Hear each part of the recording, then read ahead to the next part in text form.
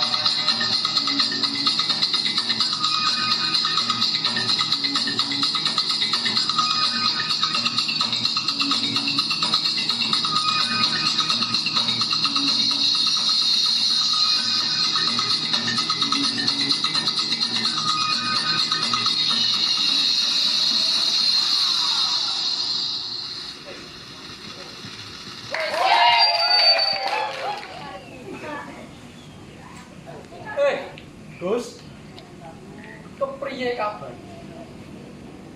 Ora krasa wis suwe. Nggih. Wis suwe anggene pisah. Gus,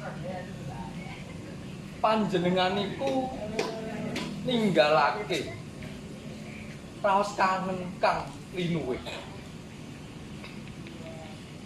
Raos kangen ingkang banget ini.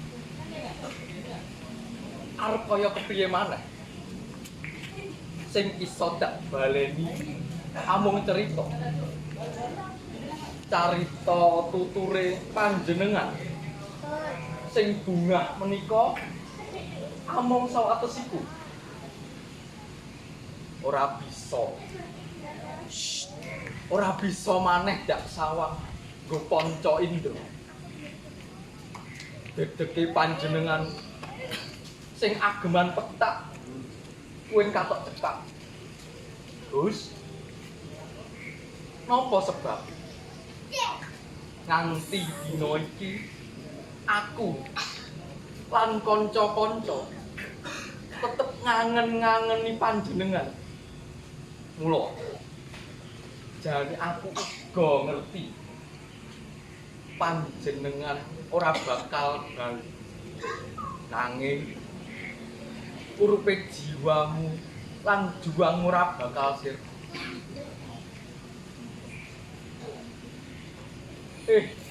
Terus panjenengan isih ana ing telenging griya ngebak lampah saben dina kagem ngilmu lan laku utama. Gus, panjenengan kang saiki wis ngranggeh swargi, kula kang nitip donga marang Gusti. Mugi-mugi panjenengan tetep ana ing negeri. Para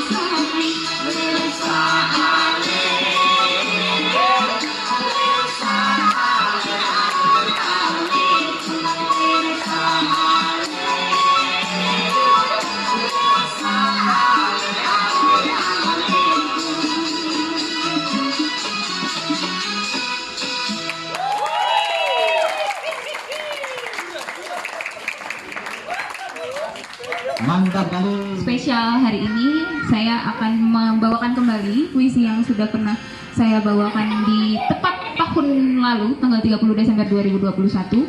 Puisinya adalah puisi dari Adinda Gus Dur. Mungkin ada yang tahu Adindanya siapa?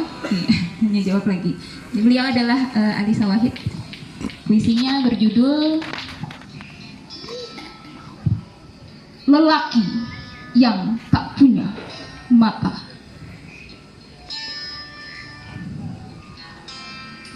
Seseorang pernah berteriak-teriak menghujat seorang lelaki yang dimakinya tak punya mata. Aku ingat lelaki yang dimakinya tak punya mata itu. Dahulu aku sering menggenggam tangannya. Aku ingat matanya memang terpejam, tapi nyata ia melihat lebih banyak dari kami semua, memandang lebih dalam dari kami yang matanya membelalak, dan menyaksikan lebih jauh dari mata kami yang terbuka lebar. Lelaki itu adalah samudra kehangatan, di mana setiap orang bebas berenang, berselancar ataupun menyelam, tanpa takut ditanya, agamamu apa? Aku ingat mata lelaki itu lalah mata air yang darinya keluar cinta kasih melimpah ruah, meluber hingga ke samudra, tak habis-habisnya disesap manusia. Mata lelaki itu adalah pelukan yang hangat untuk siapa saja, terutama yang membawa luka. Dan di sanalah kami semua menemukan rumah, tempat luka-luka dibasuh oleh air matanya. Mata lelaki itu adalah jendela yang tak pernah berhenti tumbuh, meski selalu dibagikan ke semua orang, karena ia percaya kebaikan adalah untuk semua orang, bukan hanya golonganku saja. Dan dari tetes air mata kerinduan seluruh manusia yang mencintainya, kami membangun jembatan antara kami dan si lelaki yang katanya tak bermata itu. Melalui jembatan itu, kami berjalan menuju samudra matanya, menjauh dan masih jauh. Dan dari teriakan lelaki pendengki yang tak punya hati. Terima kasih. Ada dalam diri kita sebuah karakter, sebuah sifat, yaitu Ar-Rahman. Jadi kalau kawan-kawan semuanya melihat lukisan-lukisan 13 lukisan ya yang ternyata sudah kurang satu karena diboyong oleh seseorang, itu semuanya ada bertulisan Arabnya, ada tulisan Jawanya, ada karakter wayangnya yaitu Puntadewonya, ada keris dan sebagainya. Saya teringat Ar-Rahman mengingatkan saya ketika 2011 di sebuah desa Ngaringan ada sosok orang yang nggak mau disebut kiai, yang sama teman-teman disebut seorang kiai, yang ternyata dia membacakan mengaji sebuah kitab Tibyan Mulhadatul. Kalau keliru tolong saya ngomongnya santai saja karena banyak santri-santri Lirboyo. Tibyanul Muwahhidin Mulhadatul Muwahhidin Mulhidin, intinya dikirnya seorang yang muwahhidin dengan dikirnya orang yang mulhidin. Di situ beliau mengucap Bismillahirrahmanirrahim, Bismi ai tegese gitu ya kalau di pondok ya, dan sebagainya lah, saya nggak perlu utarakannya. Dan ternyata mengulas bi ismi kemudian Ar-Rahman begitu, menguraikan kata Ar-Rahman, dijelaskan panjang lebar, dikaitkan dengan pengetahuan ilmu hakikat, sebuah metafisika ketuhanan Islam, mitisisme atau falsafi dari Ibnu Arabi. Kemudian langsung beliau merujuk bahwa Ar-Rahman tampil di diri Rasulullah Muhammad SAW. Terlalu jauh kita meneladani beliau jika terlalu jauh sama yang dikatakan Gusmus juga sama kiai yang beliau bernama Kholikul Ihsan Fakirullah. Mas, lihat Gus Dur, dalam diri Gus Dur ada ayo awas lorone angtu nenggil. Coba dilihat, ada dua hal monodualistik, yang satu sama yang satunya.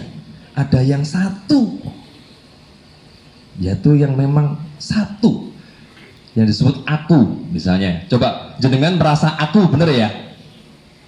Aku, ada diri aku yang udah langsung saja hidup. Kalau mengajarkan hidup itu manunggal dengan roh.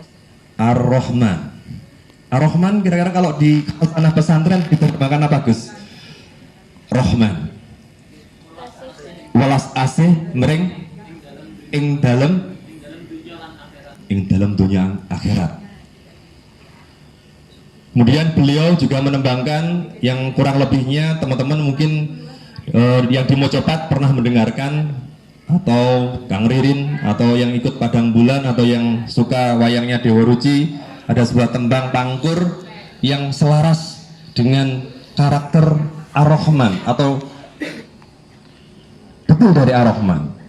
Ya semoga gak ngantuk, yang ngantuk ya tidur aja nggak apa-apa, karena saya yakin meskipun Anda tidur, telinga Anda bisa merekam suara saya, hati Anda tetap terbuka.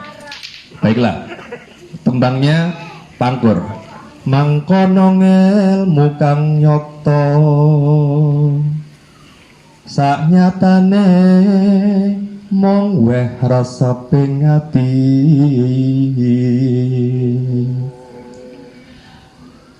sirna watak kang kumengson karya sugeng sasama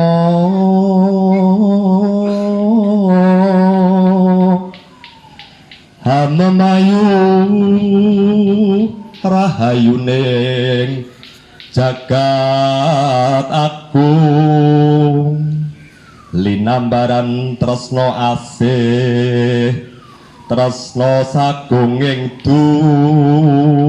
mati.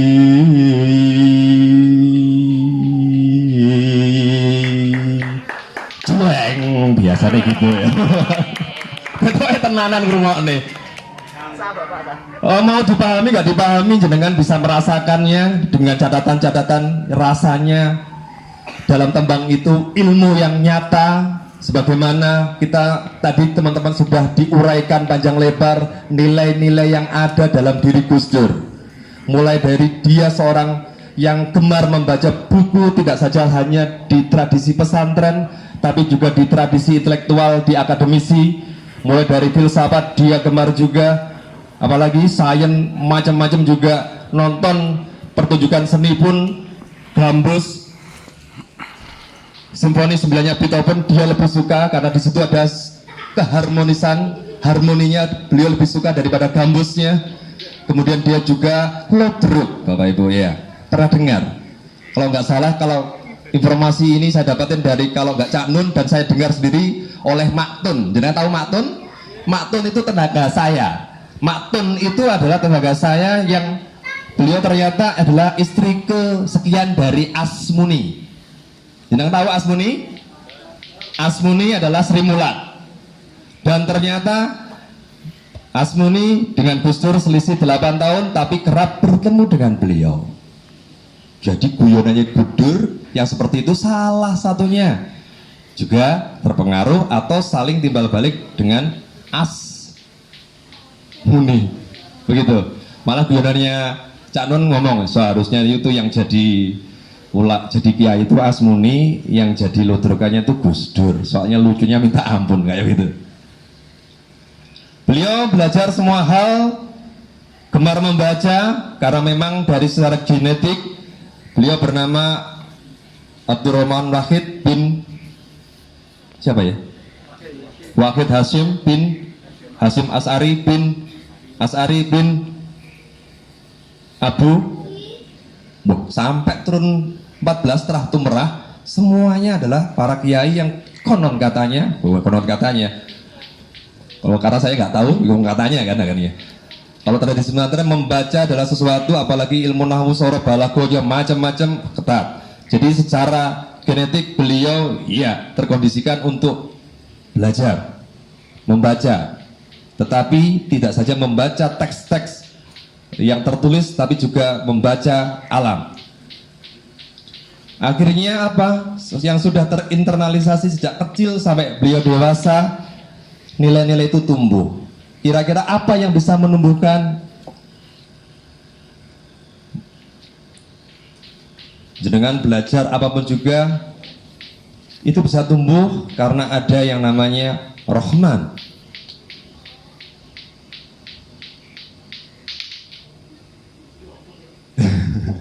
Waduh, ada benturan. Benturan atas bawah. Mangkono ilmu kang nyoto sak nyatane mung weh resepe ngati. Jadi kalau panjenengan atau kita kawan-kawan semuanya belajar apapun juga ternyata kok tidak mampu membuat diri resep atau orang lain resep. Misalnya banyak hal ya, ketika ilmu sains ditemukan kemudian ada yang nuklir kemudian malah menjadi derita banyak orang. Kita saja melihatnya, mendengarkan nggak resep, apalagi merasakan betapa tidak enaknya menderitanya orang yang terkena bom atom.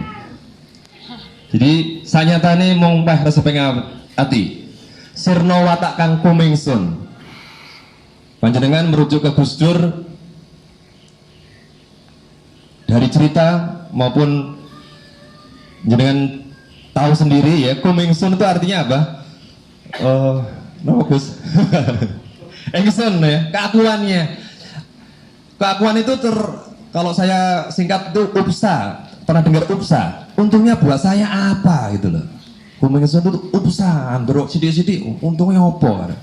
Beliau membela-belain Syiah, bela-belain Ahmadiyah, bela-belain Tionghoa, untungnya apa? Upsa, justru upsa untungnya buat sampean tuh ini loh. Begitu. Serawat kumingsun, karya Sukeng Sasomo, karya Sukeng itu membuat hati orang senang, baik melalui pemikirannya maupun guyon nanya. Ini tadi saya sebenarnya pengen selain ada orasi juga ada stand up komedi ala Gus Dur gitu. Semoga nanti ada ya. Itu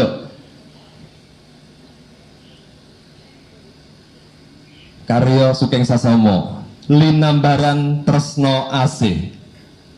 Tresno asih sagung dumadi, bahwa kasih sayangnya diberikan. Itu tercermin pada visi Islam, yaitu rahmatan lil alamin. Beliau Gus Dur, kalau alamin dimaknai selama ini alam artinya apa, Bu? Kok saya senangnya kalau Lirboyo kenapa? Beliau mengkhususkan nggak hanya alam, ya kalau misalnya kalau dulu saya mengaji alam itu ya ada alam insan, alam arwah, alam kamil dan sebagainya itu dirahmati. Tetapi spesifik untuk Gus Dur ya dengan manusia, persaudaraan antar manusia. Ya karena Gus Dur manusia, kemudian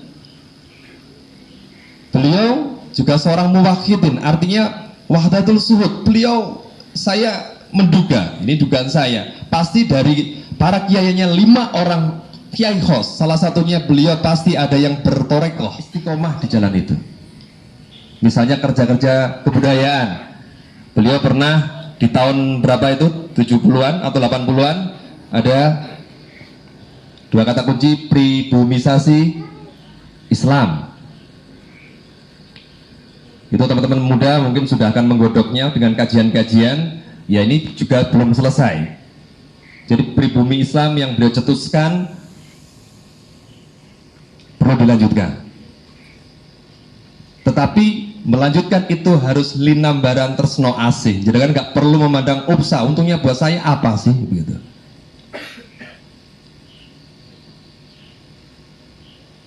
Jadi Ar-Rahman tampil. Jadi kalau misalnya Allah Rahman, kemudian rahmatan lil alamin, dan Abdurrahman dah mengimplementasikannya dengan sungguh luar biasa. Itu semuanya bisa ya karena memang secara genetik beliau juga terahnya atau nasabnya orang-orang yang memang komitmen melihat dari ajaran, dia mengamalkan, tidak saja mengamalkan tapi juga merasakan apa yang dirasakan orang, ya akhirnya jadilah Gus Dur. Kalau kita ingin mencontohnya bisa.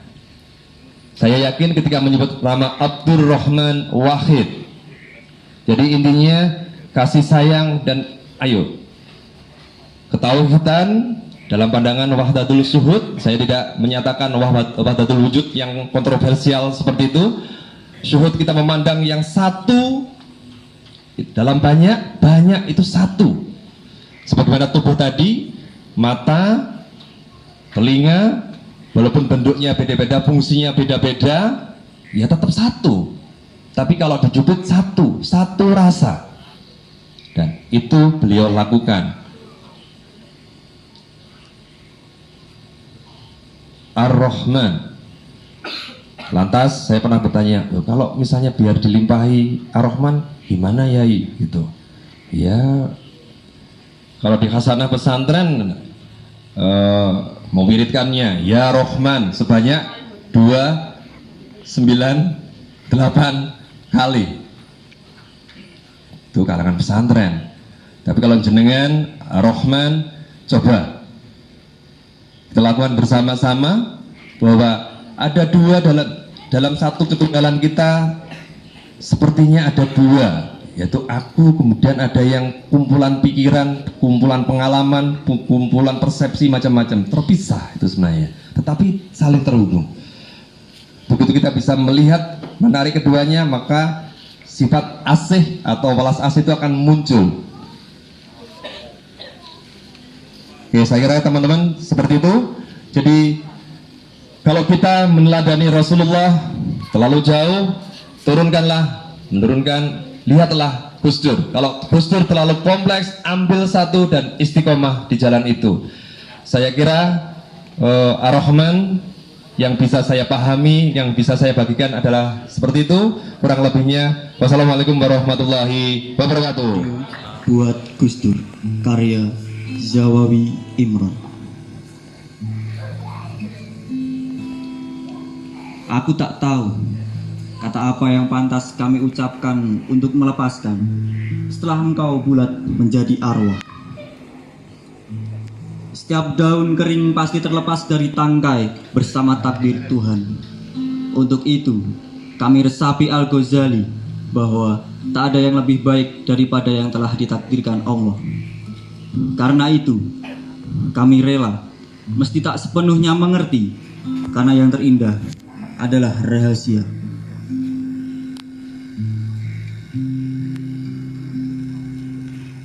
Bendera dinaikkan setengah tiang, tapi angin seakan enggan menyentuhnya, apalagi mengibarkannya. Biarkan bendera itu merenung, menafakuri kehilangan ini yang bukan sekedar kepergian. Bendera itu diam-diam meneteskan juga air mata yang didahului tetesan embun di ujung daunan. Semua membisikkan doa seperti yang kucapkan setelah kau dikuburkan. Selamat jalan, Gus Dur. Selamat berjumpa dengan orang-orang suci. Selamat berkumpul dengan para pahlawan. Karena engkau sendiri memang pahlawan. Terima kasih. Tidak kejalan. Geguritan zaman edan kaanggit dening Dimas Rifai.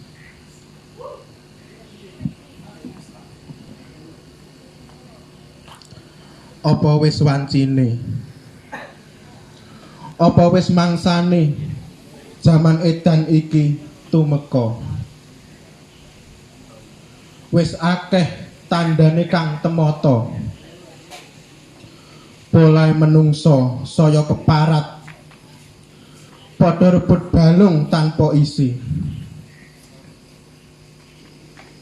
Sing kudune dadi pepuja malah dadi perkara. Sing kudune dadi tuntunan malah ndadekake untran-untran.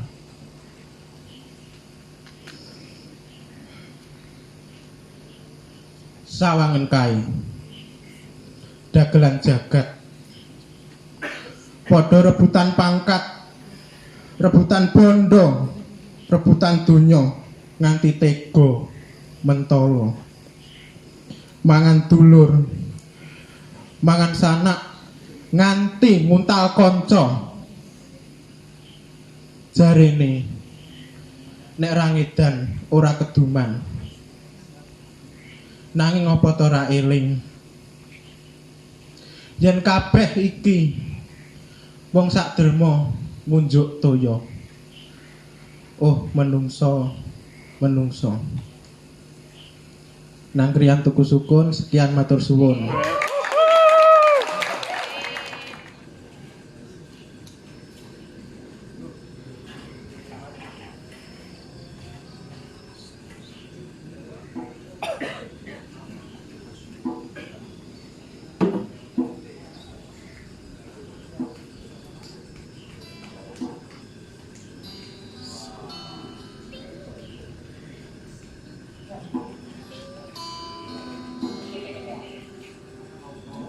Kata-kata bualan.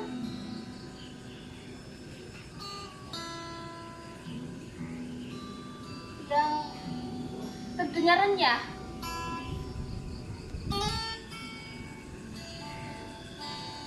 dari bibir manis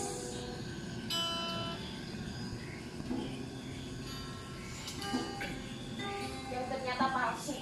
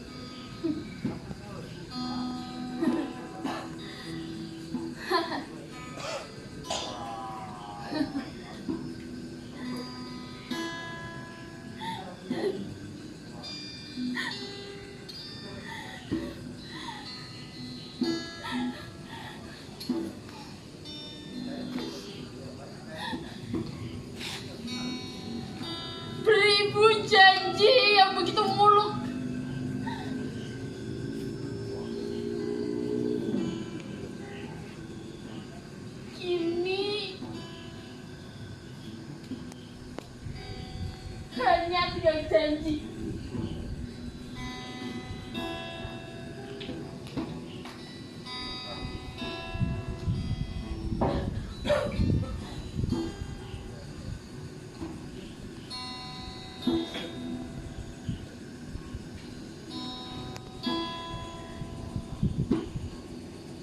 Sirna menjadi kenangan yang tak berarti.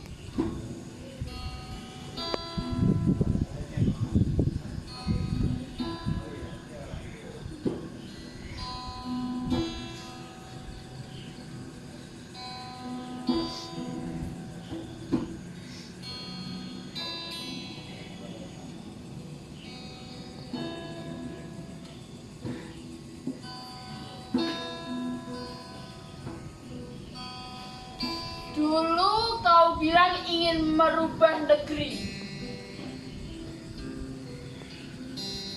menjadi negeri elok, negeri impian katamu. Elok, negeri impian. Omong kosong.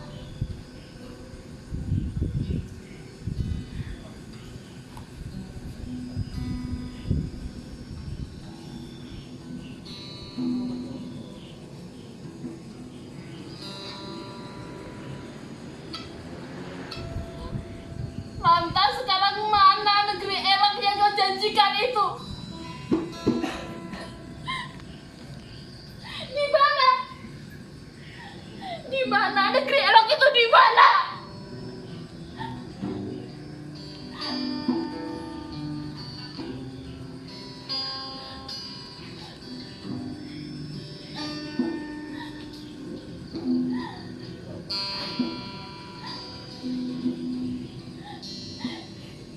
Kau lihat,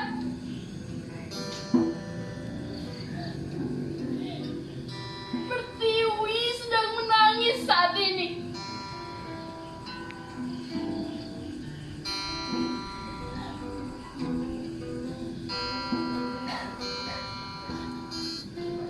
Sedangkan kau acuh dan dengan sombongnya berdiri di atas sana.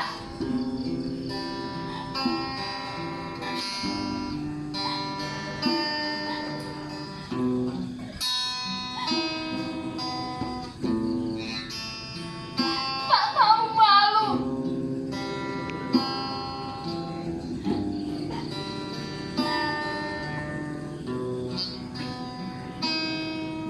Kau rampas hak kami. Jika begini adanya, apakah ada keadilan? Mana? Mana keadilan? Hah? Mana keadilan? Keadilan, keadilan, keadilan, mana keadilan?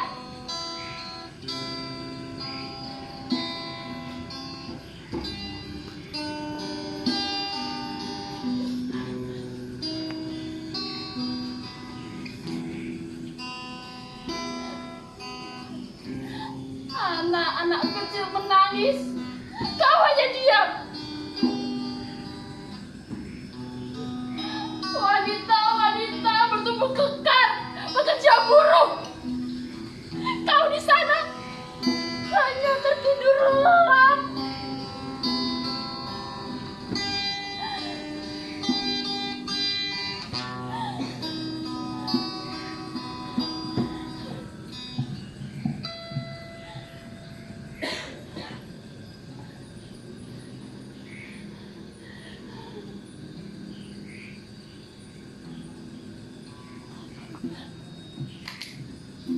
Kami telah memilihmu sebagai pemimpin kami.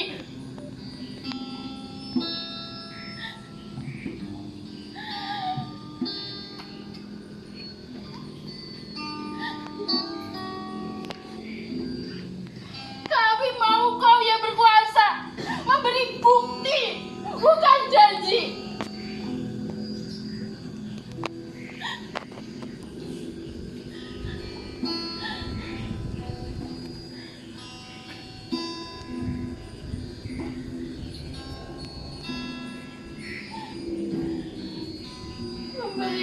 keadilan dan kedamaian. Hanya itu, keadilan dan kedamaian.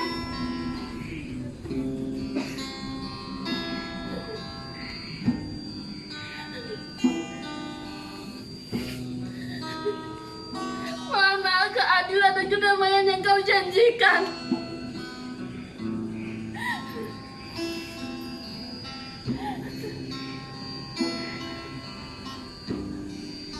Masih adakah